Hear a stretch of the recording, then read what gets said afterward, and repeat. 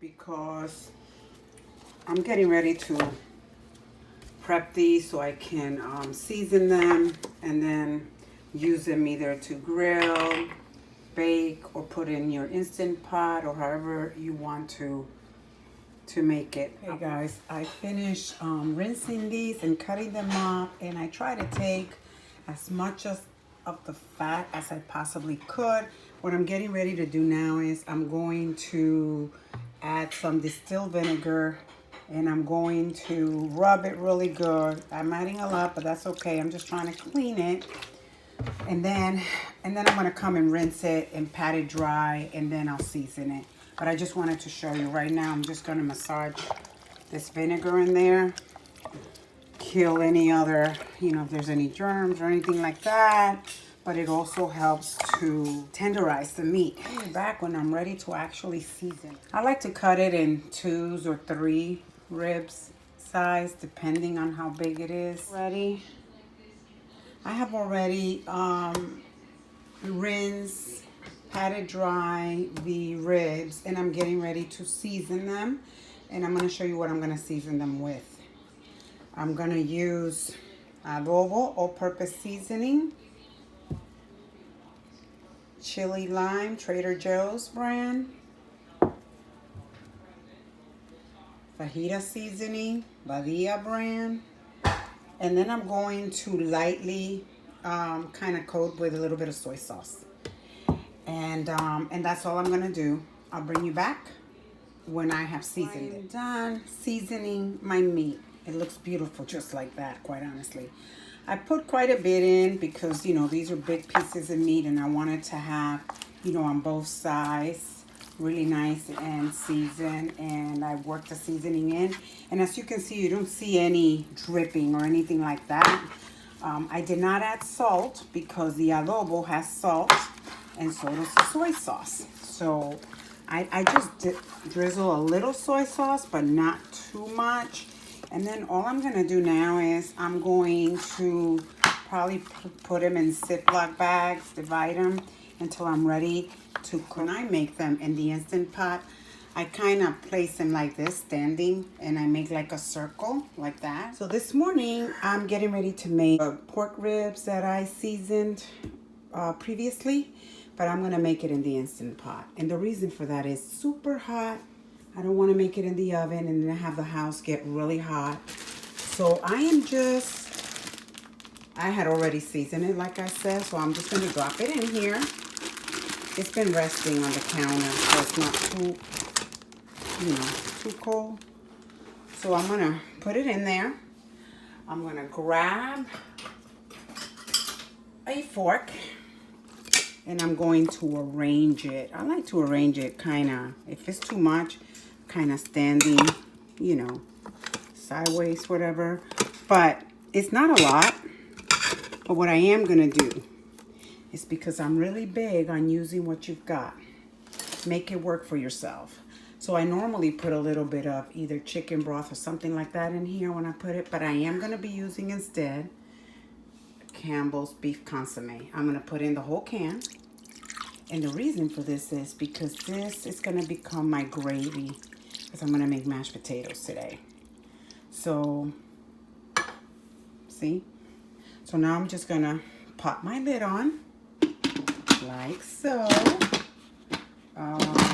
See? Turn it. It closed. And now I'm going to put my little thing. The only time, honestly, that I've ever used a menu thing here is for rice.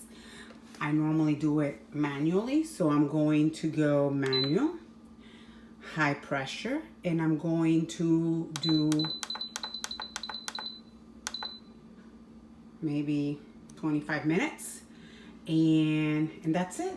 And I just leave it there and see what happens in 25 minutes. After it goes down and everything, I'll bring you back. It will do this, don't worry about it. It's just going to start counting and getting up to pressure and whatnot. So I'll bring you back in a little bit. We're back. At this point, I'm bringing you back because it already pressurized and cooked for, I put it for 20 minutes.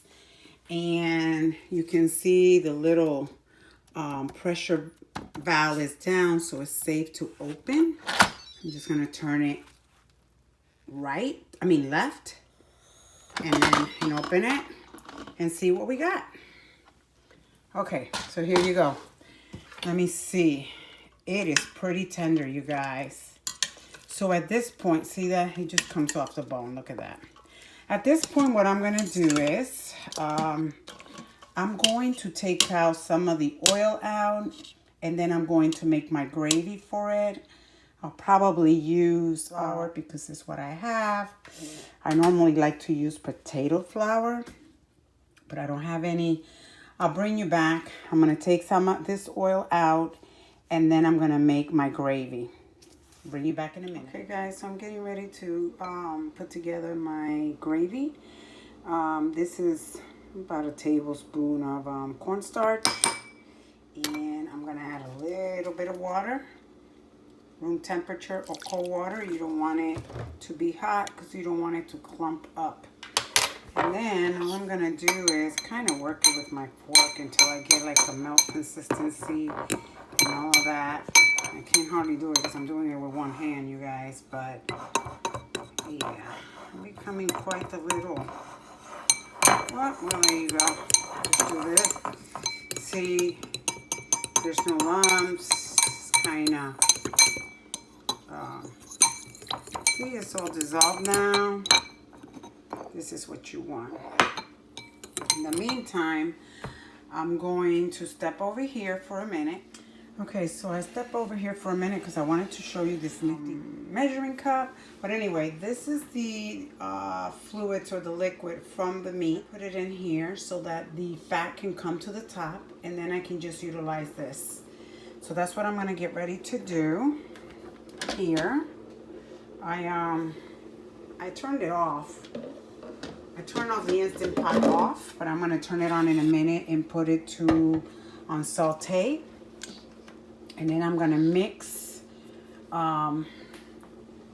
the cornstarch with my sauce, but with the liquid. But I want to show you how this thing works. So as you're pouring it, it's only the liquids coming out and the fat stays.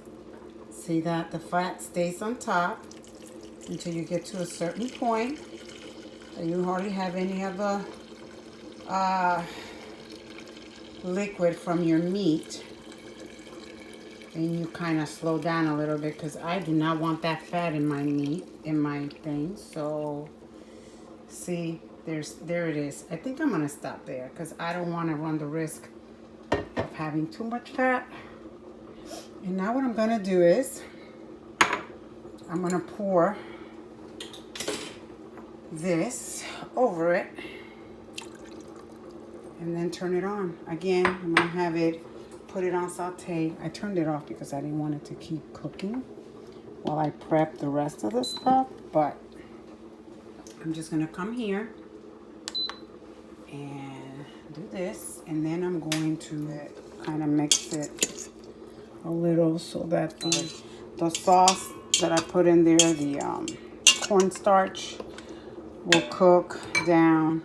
And that's about it. I'll bring you back when it's done. In the meantime, I have my potatoes going. So what we have here is red potatoes that I diced, put to boil. And so this is what I'm doing. I'm getting ready to make my mashed potato. And don't hate, but here it goes. Show you what I put in here. So I have half a stick of butter and some cream cheese, Philadelphia cream cheese. Might add that is cream cheese, not low fat, just original. I don't like this low fat 2% X, Y, and Z. So anyway, I'm gonna get ready to mash this up really good. I'll probably add a little bit of milk, depending how it looks, and a little bit of pepper, black pepper. We'll see. But I'm just working it really well. You can see that my veggies are done over here on this end. And let me just show you my meat, how it's looking. Yeah, I have a huge mess here, but that's okay. When you have a tiny kitchen, you work with what you got. and you don't complain. You just do. Let me show you. Oops, I'm sorry. Okay, here we go. Let me show you the meat. It is so beautiful, and I like that my gravy is not really thick. It's a little bit on the runny side. I like it that way. You can make it, you know, thicker if you so choose. Just add a little bit more of either the potato flour, or if you use cornstarch flour, or just regular flour. Anyway, I'll be back. So I'm back with my potato salad. I had to add a little bit more, a little bit of salt because it was a little bit bland, but it's truly, truly delicious. This is the consistency that I like. So I'm getting ready to plate it, and I'll bring you back to show you the finished product.